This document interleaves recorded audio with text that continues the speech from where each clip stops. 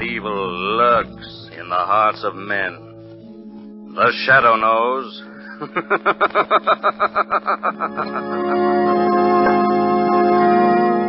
Once again, your neighborhood blue coal dealer brings you the thrilling adventures of The Shadow, the hard and relentless fight of one man against the forces of evil. These dramatizations are designed to demonstrate forcibly to old and young alike that crime does not pay.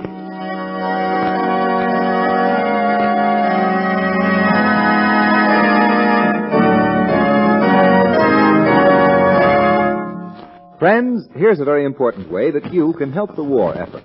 You know, it's coal that keeps our war plants humming. Coal that keeps our trains moving. Coal that heats our soldiers in army camps. Yes, coal that supplies vital power and heat to countless wartime activities. So you can make an invaluable contribution to the war effort this winter by cutting your coal consumption to the absolute minimum. Start your personal coal conservation program this simple way. Hold your fire. Don't let the first chilly snap send you down to the furnace. Use the fireplace. Wear warmer clothing. Wait 2 or 3 weeks later than usual before starting your furnace. The coal you save now will help the home front and the war front, and it will help you keep warmer in the really bitter months to come.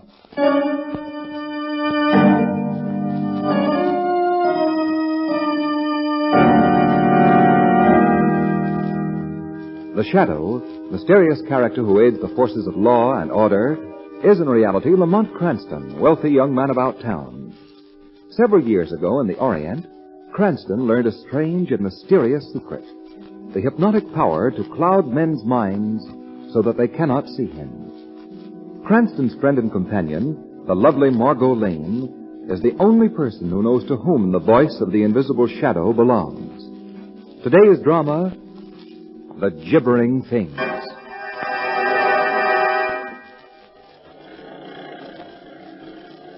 Well, nature puts on quite an autumn show up here, Margo. Yes, doesn't it, Lamont? Yeah. All New Hampshire's pretty country at any season, folks. Are we nearly at our destination, driver? Almost. About 1.5 miles more, and we'll be at the Haunted Woods. Huh? Haunted Woods? Yes, sir. The place you've hired me to drive you to is just this side of them. Oh, Aunt Susan never told me that she lived near any haunted woods, Lamont. Miss Susan Prentice, your aunt, ma'am? Yes, Mr. Cranston and I are going to spend the weekend with her. Oh, that'll be a fine rest for you. Well, those haunted woods don't sound quiet or restful. Well, they won't bother you none. Leastwise, I've never been bothered in them. Neither was your aunt, or Professor Sergoff, who lives smack in the center of them. Why are they called the Haunted Woods? Well, it's said that quite a few fellas have gone into them woods and completely disappeared. There was 2 lumberjacks and 4 or 5 harvest hands. Shucks, I figure they simply walked into the woods on one side and out the other. Your logic is spoiling a nice mystery, driver. Oh, I figured a natural explanation for the gibbering things, too. The gibbering things? Ever so often, the doggonedest noise is heard from them woods. A funny, squeaking, chattering kind of noise. Don't sound like it was made by either man or beast. The folks say it's made by things. You figured that it's not made by things? Mister, that gibbering noise is made by monkeys. Monkeys? In New Hampshire. Yeah, Professor Sergoff's got a couple at his place that he's brought up from South America. I admit I don't know how their squeaky little voices can be heard so far away from the professor's house, but them monkeys is the only natural explanation. Are those the haunted woods ahead of us now? Yes, that's them. Heavens. What's that? Something screamed in those woods. Yes, that was just an old screech owl. There it is again. Well, screech owls don't make their home this far north. They must have been brought up here like the monkeys you mentioned. That's right. It's another pet of Professor Sergoff. Here's Miss Prentice's place. Oh, Lamont, what a lovely little house. I'll get your luggage out the back. Here, let me help you, Margo. Thank you. Step directly on these flagstones. The ground's pretty wet. Well, we had some thunderstorm today. Started early this morning and pulled down telephone wires and raised all kinds of nails. That's so? Really? Yeah, why, I'd like to wait and say howdy to Miss Prentice, but as long as I'm out this way, I want to drop off a package at Professor Sergoff. It's getting late, and I'd like to be in and out of them woods before dark. Not because of the gibbering things. Well, shucks, no. Just that the road through there is pretty terrible. A fellow wants daylight to get over it. I'll stop off on my way back from the professor's, see if your aunt wants anything fetched from the village, my next trip. So long. So long. You never told me your aunt was deaf, Margo. Deaf? Well, she isn't. Well, she can't be at home then after this noisy arrival in front of the door. But it is funny that she hasn't... Aunt Susan! Aunt Sue! You sure she expected us today? Oh, of course. Oh, the door's unlocked. Let's go in, Lamont. She must have stepped out for a moment. For a long moment. Let's have a look around. You take a peek at the kitchen. All right. Everything here's tidy, shipshape, and deserted. Well, the kitchen door's been left unlocked. Well, evidently your aunt didn't intend to be gone very long.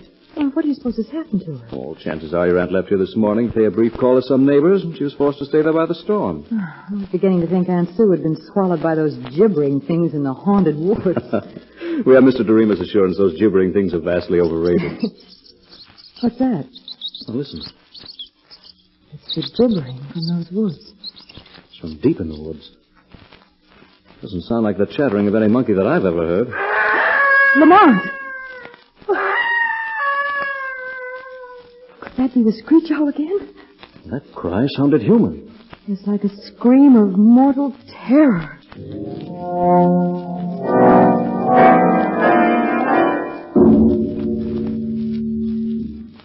Lamont, we've been waiting almost half an hour now for Aunt Sue. She'd be here by this time if she were all right. Phone's still dead. The cab driver hasn't come back yet, and it's nearly dark. Let's go outside again and watch for him. All right. He said he wanted to be out of those woods before dark. Come on, that gibbering again. It's much closer than before. Seems to come from just the edge of those woods. And the professor who keeps monkeys lives nearly a mile from here. It's growing fainter now. Traveling away. Margo, look here. What? In the earth of this flower bed. Tiny footprints. Why, they've been made by a barefoot child, a baby. Since the rain. How did the baby get out here? These prints were made since I was looking around this garden only a few minutes ago. And their sole resemblance to a baby's is their size. Look closer. No child could walk upright on feet that left these impressions. They're deformed. Yes, I see now. So whatever made the footprints didn't walk upright very far. Here it dropped on all fours. Those are prints of little hands. But only 2 fingers are outlined. And what horrible thumbs. These tracks were left by some animal. But what kind of an animal? I never saw a spoor like this before. Oh, neither have I. Look, they disappear here in the grass. Margo, someone's coming out of the woods. A man? What's he got on his head? It's getting so dark I can hardly see him. I think it's a helmet of some sort. He's carrying a net. A net? It looks like it. Seems to be hunting for something. Hello there. Hello. Who are you? We're about to ask the same question. My name is Sergoff. Alexander Sergoff. Lamont, he may know. I'm Margo Lane, Miss Prentice's niece, Professor. Miss Prentice's niece? Yes, and this is Mr. Cranston. We just arrived to spend a few days with Aunt Susan, and she's not here. I have not seen Miss Prentice for several days. Was she expecting you and Mr. Cranston? Yes, she was. Professor, if I'm not too inquisitive, what do you hunt with a net at this time of night? I keep a small zoological collection, Mr. Cranston, and one of my little animals escaped this afternoon, and I was searching for it with my net. Dangerous animal? I see you're wearing heavy gloves. It was a small ape with sharp little teeth that can, what you call, nip very painfully. Perhaps you heard it chattering in the woods a while ago. We heard something gibbering in there. That was my little pet. Is it malformed hands and feet, Professor? Does it leave tracks like this? You did not see it leave those tracks? No, we found them by accident a few minutes ago. The creature I'm searching for is not a perfect specimen. These tracks are fresh, which means that it is close by, and I'm most anxious to recapture it, so if you will please excuse me. Good night. Good night. Good night. Well, at least we've learned what's behind those footprints and that gibbering.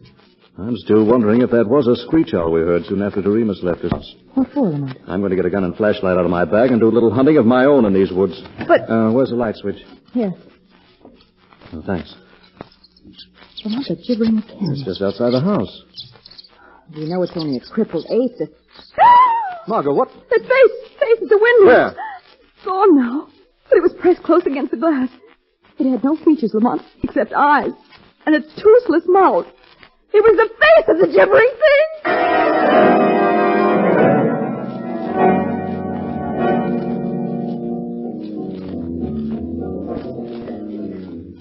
Lamont, turn your flashlight on those trees as well as on the road. That gibbering thing may be in these woods. As I'm watching, Margo.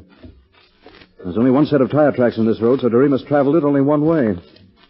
You sure, Margo, that the face of the window had no features? It was just pink, bald flesh with tiny pig-like eyes and grinning, toothless gums.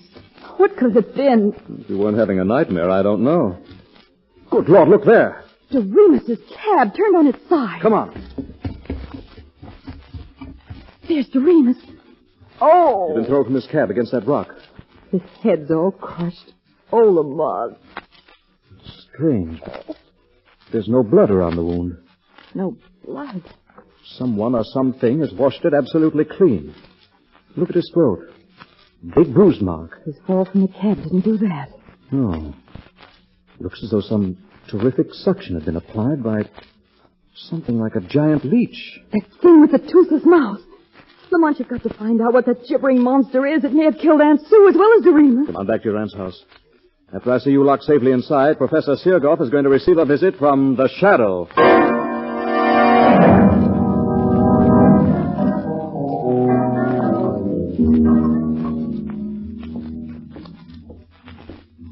Why are you so worried, Professor? What? Who is speaking to me? I cannot see anyone. I'm the Shadow. The Shadow? An invisible man? A little secret I learned in the Orient. What do you want here? I shall ask the questions. First, did you find the small ape you were hunting for? You know that I was hunting... The Shadow overheard your conversation with a Miss Lane and a Mr. Cranston a while ago. Did you find the ape? Yes. What did you do with it? I visited the cages where you keep your pets and found no crippled monkey there. I was forced to shoot the animal. I buried it in the woods. After it had gorged itself on the blood of Doremus? Doremus? You didn't know he was lying dead in the woods? No, I swear I did not, Shadow. I had nothing to do with it. But you know what killed him? No. Don't lie. You also know the reason for Susan Prentice's disappearance. I do not. Her absence will cause an intensive search. She will not be found here. This is a small house. Nothing could be concealed in it. Search it yourself. Luck has been with you so far, Professor. If telephone service hadn't been disrupted by the storm, the authorities would already have been notified and the search begun. The luck of criminals is never good for long. Your time is running out. The police will find the body of Doremus, and they'll be told about a squealing monster with a horrible toothless mouth. What? The gibbering thing has been seen tonight. Now you must think and act fast, Professor. You must think and act faster than the Shadow.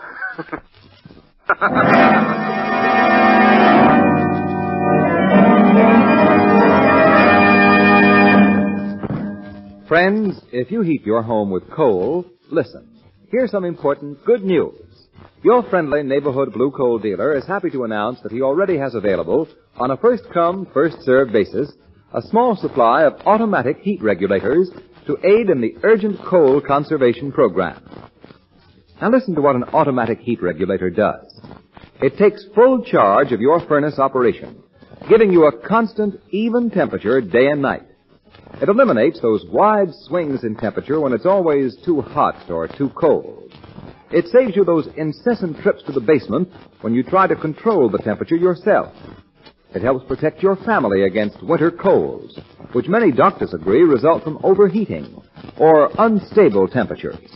And most important, it saves coal vital to the war effort and money for you. An automatic heat regulator costs little to begin with and soon pays for itself in fuel savings. Don't wait for the first freeze. There are just a few automatic heat regulators available. So act now. Call your friendly blue coal dealer and place your order tomorrow. And now, back to the Shadow.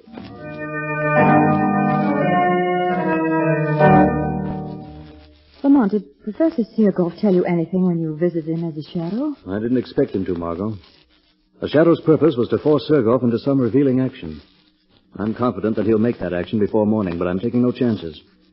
I'm going to leave you again now and go back into those woods. Why? Professor Sergoff doesn't confine his activities within the limits of his small home. I'm going to discover, if I can, where he carries on his major studies. Let me go with you, No, Lamont. I want you to stay here. Lock yourself in the house and don't leave it. I expect to be gone for some time. Oh. I expect to be gone for some time. Fine. That screech owl. What's that? Back door. Who's there? What do you... Good evening, Miss Lane. Professor Sergoff. When one locks a glass-panel door, the key should never be left in the lock. It is so easy to break the glass, reach inside, and turn the key. Why have you broken in here? I just saw Mr. Cranston go into the woods, and I considered this an excellent opportunity to talk with you alone. That gun. This gun will do you no harm if you're obedient. You and I are going for a little walk, Miss Lane, and you are going quietly.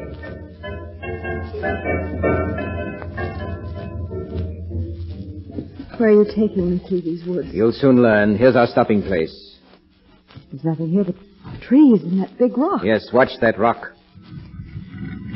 It's swinging out like a door. It is a door to a very secret natural cave below. Ladies first, Miss Lane. I won't go down to that darkness. You need not go in darkness. We have electric light here. Step in, Miss Lane. I wish to close my bulky door. No, Do not try my patience. Go. Oh. Now, down these stairs. And you can see my little refuge. Gibbering cries. A little welcome for you. The hideous things that make them are behind that door. Hideous things, so you saw the little creature that escaped tonight? It pressed its awful face against the window. Don't make me look at it again. You won't see anything to frighten you when I open the door. There's nothing in this chamber except those steel cabinets around the walls, that iron water pipe above, and this heavy rope that dangles from the pipe. You will find the rope of special interest. I call your attention to the snap hook on its loose end. No, let me go. As soon as I lock these handcuffs on your wrists behind your back like this, No. and hook the rope to your cuffs like this. Now, I let you go. Nicely tethered. What are you going to do to me here? I shall satisfy your curiosity about the gibbering things. You have seen but one. I have many such children. Children? Yes. I am their father, their creator. I am their God. I have discovered the secret of life. Of life? I have evolved a complex life form from the single cell. Nature required 1 billion years to do what I have done in 10. I am greater than nature. You're a madman. Am I? You shall see. The steel cabinets you see around these walls are really insulated soundproof covers for my children's cages. This lever opens the apparent cabinets. Watch. Before you saw the handsomest of my little beauties. Now you can look at them again and 30 of his brothers. Hear them squeal their greetings to you. No, let me out of here. Do not be afraid. Their cages are strong. They cannot get at you now. Please, they're so horrible. Well, I admit that I have not as yet achieved perfection in their appearance, but I progress. Now, here is my first experiment. It resembles a shapeless sponge, but it's alive. It moves and breathes. Oh, please. And here is a little creature that lacks arms and legs. See it bounce its way about? Its brother in the next cage has twice the usual number of limbs. This one has 8 hands. That one has no eyes nor ears. And there's one with no head. And here's one without a body. Stop it. But they're all alive, Miss Lane. All can move and fast. All have mouths and appetites, Miss Lane. For human blood. Their only diet.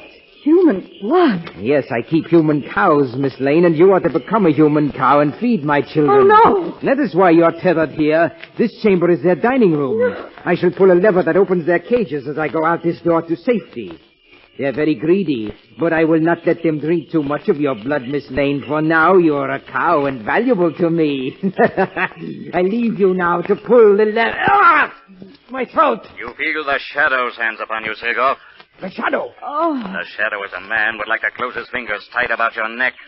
As a respecter of the law, he lets you live. Oh, Shadow. Unlock your handcuffs, Sergoff. Don't touch me again, I will. Be quick. There. Oh, I'm free. I'm free and I can leave this room. Go where I won't see and hear those awful things. Yes, go. And I'll go with you out that door. Sergoff! The door is locked and closed upon you, Shadow. The lever that opens my children's cages is on this side of the door, and I release them now. No! My children do not have to see a man to find him, Shadow. Their greed for blood would lead them to you, and they are to have all your blood, Shadow.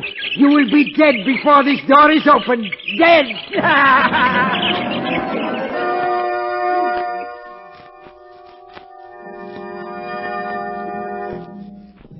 It is now half an hour since that door was closed upon our former friend, the Shadow. My children have killed strong men within 5 minutes, so I think it is time, Miss Lane, for us to view the remains, which will be visible, I imagine.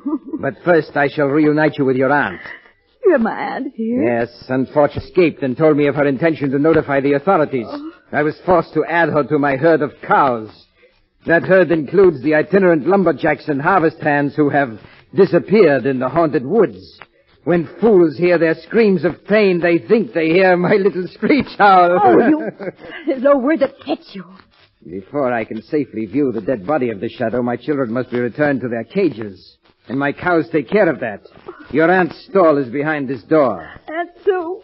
Aunt Sue! I will let her out. Margo! Oh, Margo. What a touching reunion. You shall see a great deal of each other from now on, for you will be stable together. My male cattle are in here. Come out, beasts. And don't forget that I hold the usual loaded revolver.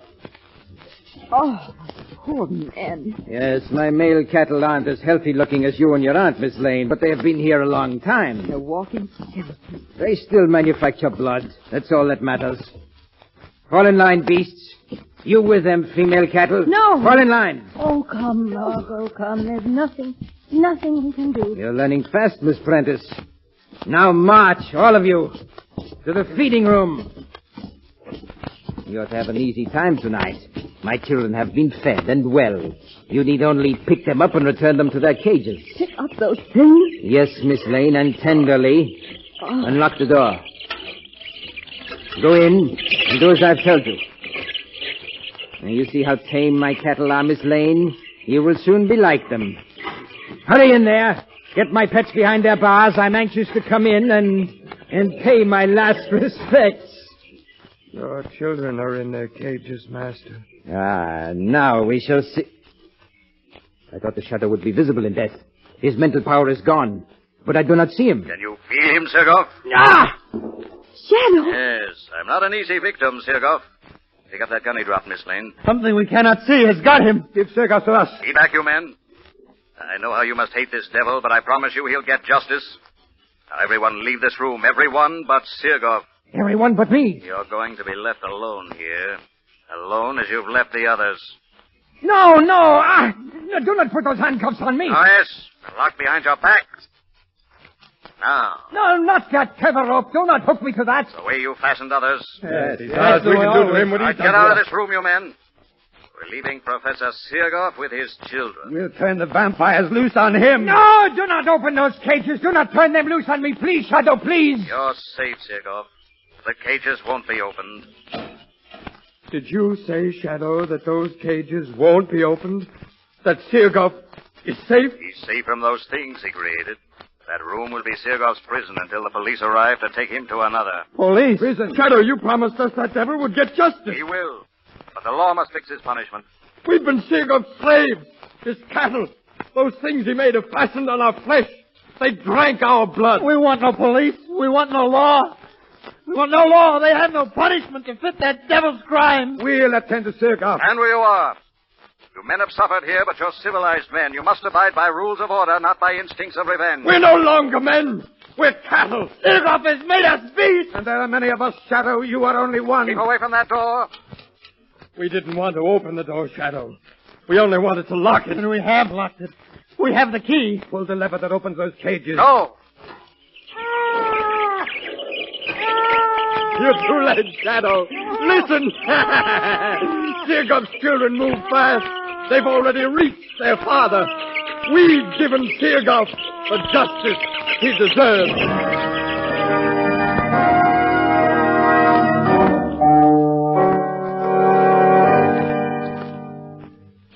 Well, Margo, Sergoff's cattle were too many and too quick.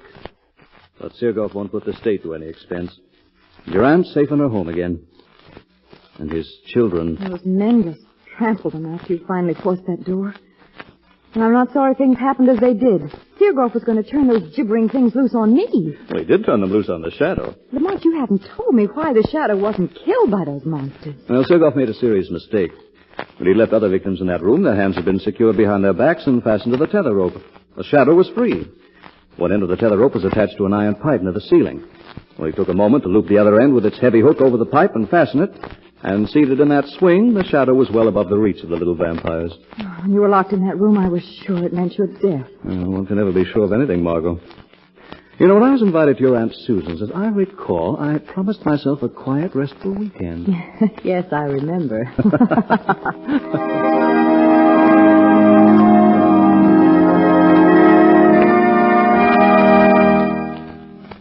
Now let me introduce Blue Coal's distinguished heating expert, John Barclay.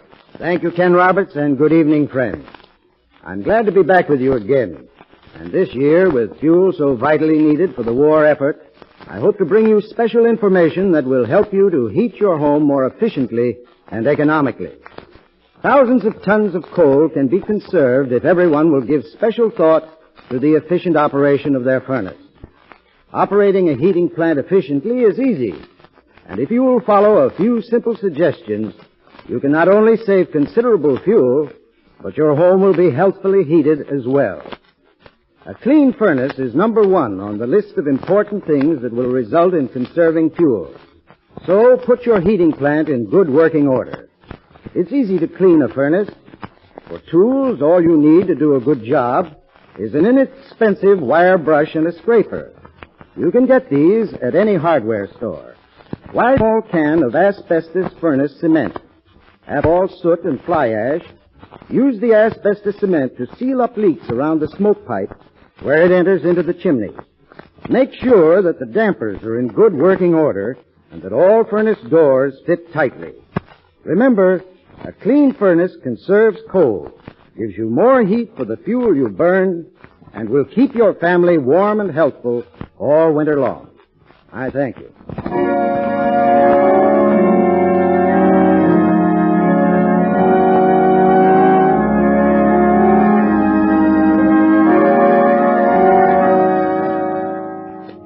The Shadow program is based on a story copyrighted by Street & Smith Publications. The characters, names, places, and plot are fictitious. Any similarity to persons living or dead is purely coincidental. Again next week, The Shadow will demonstrate that the weed of crime bears bitter fruit. Crime does not pay. The Shadow knows.